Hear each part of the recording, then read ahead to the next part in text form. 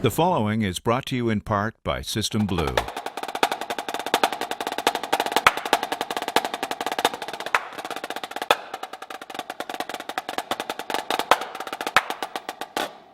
Products, events, publishing.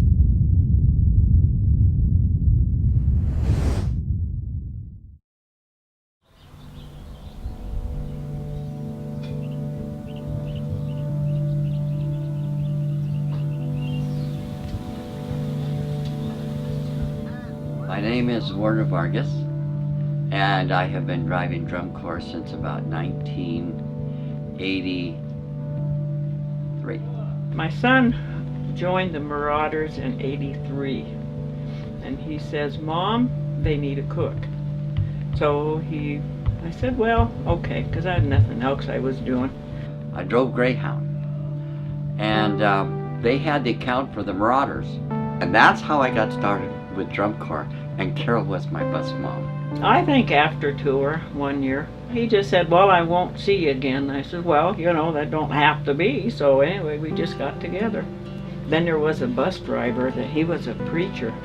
I called him Preacher Dave, and he says, Warner, you gotta make an honest woman out of her. I said, yep. So what we did is my whole family ended up in Reno, Nevada, and then we got married. She had a boy in drum corps. He went to freelancers. He calls me up, Mom, they need a cook. And then he went to the Blue Devils. Again, Mom, they need a cook. By '88, I guess it was, we ended up in Concord, California with the Blue Devils. And we've been there ever since. Before driving, I did a lot of jobs. I worked in waitress. I was a beauty operator. Sort of did a little bit of everything. I rode horses because of my size, but when I was in school, because I was so adapted, because I was quick, I was strong and smart, I ended up becoming a very good wrestler. And that got me, kept me in school, and then I got a scholarship to go to San Jose State. And then from there I qualified to go to the Olympics, and I win. Our kids think that we are gypsies. My mother-in-law has a saying, you stay home when you have nothing else to do. And so I believe that. We had a 4-bedroom house with a swimming pool and double-car garage, and we gave it up, got rid of it, to live here because of our lifestyle. When I met Carol, it was like a new life. He's a good person. He really is. You know, he can be a little pissant sometimes, but we all have that in us. But he's a very good person. Yeah, good driver. Yeah, I won't let him go to any other bus. He'll tease me sometimes. Says, well, I think I'd rather drive that bus. I said, you just dream on.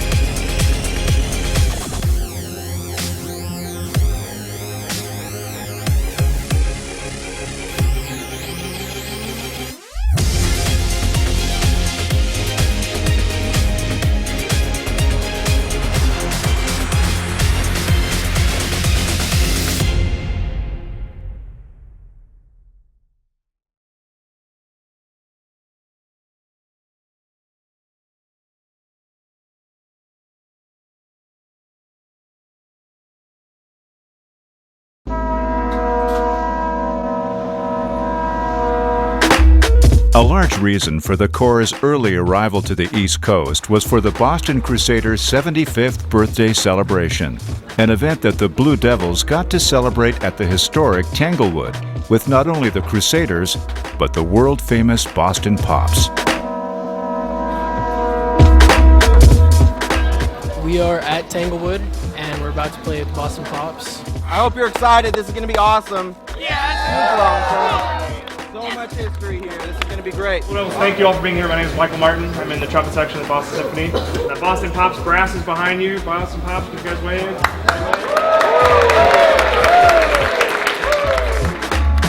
pretty cool. It's really awesome. The Boston Pops sound ridiculously amazing. Michael Martin of the Boston Pops. Gave us a few pointers on the few trumpet feature things, and kind of got a few words of encouragement from him. We are getting ready to play with the Boston Pops Brass Percussion Section and the Boston Crusaders. A very special brass spectacular event.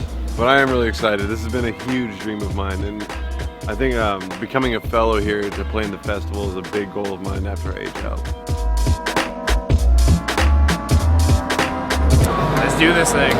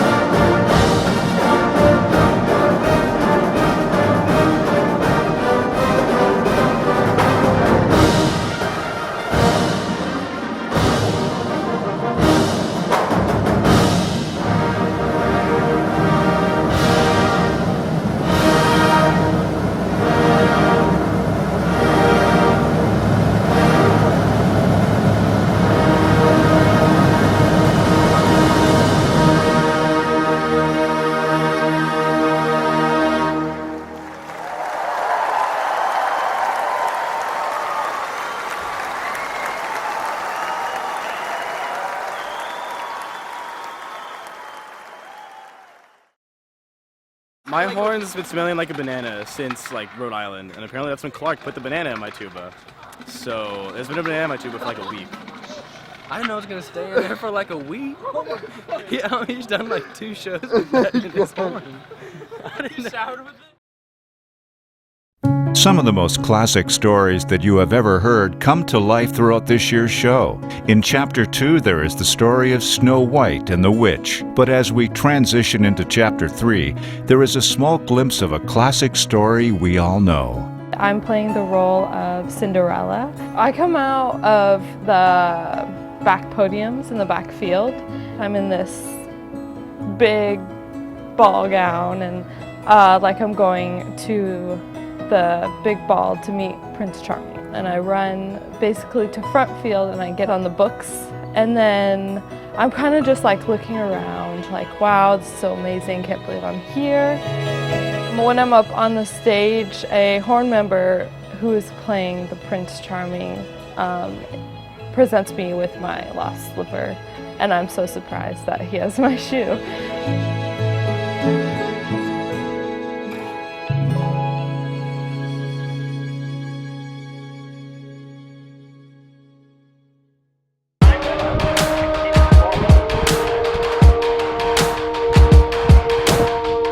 The 2015 Blue Devil program contains different vignettes of various stories. Stories that are scary, fun, and wondrous. The Hornline book accompanies and emphasizes these stories and emotions. I think it's pretty cool that we get to have these programs that allow us to change characters so quickly and so rapidly. There's so much of a switch between, you know, the ballad being a ballad, and then playing orchestrally, and then going to jazz, and there's so much back and forth between what you're supposed to do musically and physically. These shows aren't meant to be executed, they're meant to be performed. It is a job that includes both musical and visual responsibilities that are intertwined with one another to help communicate the stories of the show. I think a unique moment of our show is probably in the opener, right after our halt, and we come back in with the Sweeney Todd hit. This giant musical sucker punch, you know, we've only been playing really fast triplets, the ostinato patterns, and then we finally have that impact moment where we sustain. It's very difficult as a hornline member to be able to play that with as much power as we really need, because all the way through it, we're doing visual to that part of the music while we're contorting our body, acting like the witch who is going past through us. She's actually acting like she's taking control of our bodies, and so we're really contorting our body into random shapes and forms, whatever we can do to try to make it look like we're bewitched.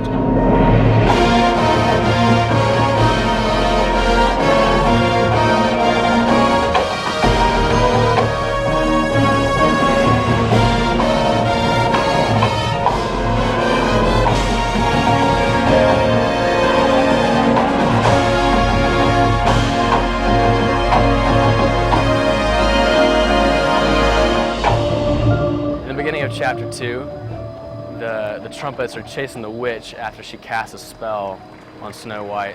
We surround her after we run after her. We have her captured, and we have our double-tonguing trumpet feature.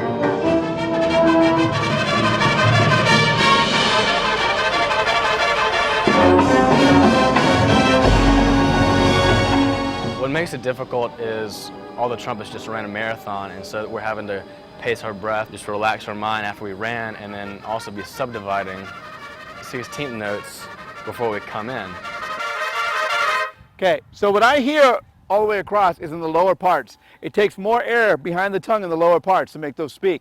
They're setting the bar, okay? So match that. That makes sense? Let's try it again. Horns are up. They're coming running from side 1, and then they're facing backfield, and they're all surrounding our main character there. And then they all have to turn around and look for time. Meanwhile, the low brass section, everybody else is on the other side of the field, kind of thing. So the thing about that is they have to be very much on the drum major and almost like tone out everything that's around them, but at the same time be intuitive to what they're all playing together. So that little moment there has a lot of multiple responsibilities for them. Hey, mellophones, on all the triplet stuff heading in, right? Let's make sure that we're nice and even and open, and the forte piano is actually happening, right? Sortando stuff, right? Bow, we're getting all the way up.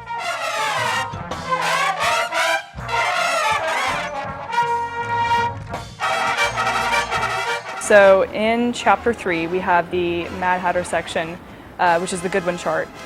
And during that, you have the trumpets and the mellophones. During our feature, we have this back and forth, a call and response, and then we finally play together at the end. It's a really technical passage where you have a bunch of really quick runs. It's at a really quick tempo. So during that procession, we kick some of the trumpets out of their line while also interrupting them musically. So it's not only a call and response between our physical responsibility, but also our musical responsibility.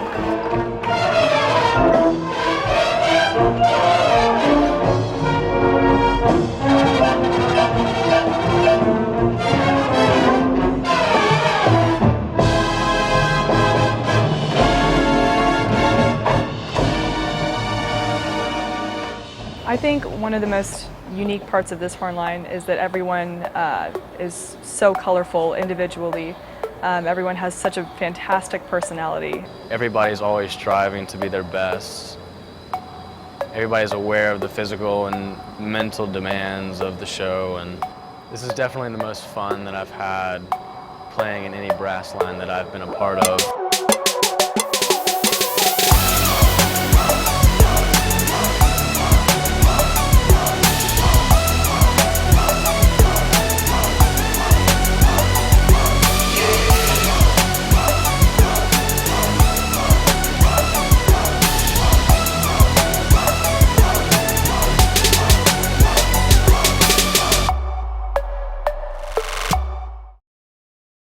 Next week on Inside BD360.